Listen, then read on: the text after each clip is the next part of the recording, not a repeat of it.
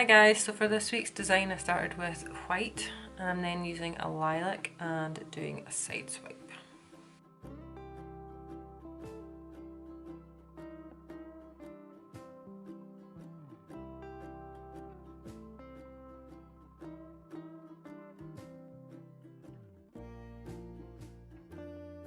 So using the same lilac that we did the side swipe with, we're going to start creating leopard print. I'm just going to use the physical brush that comes with the polish. You can of course use a dotting tool or a fine detail brush if you prefer.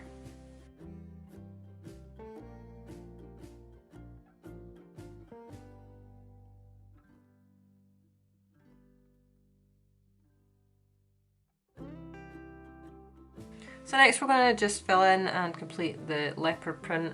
So we're going to partially surround the lilac with some black and do some random dots around the white area.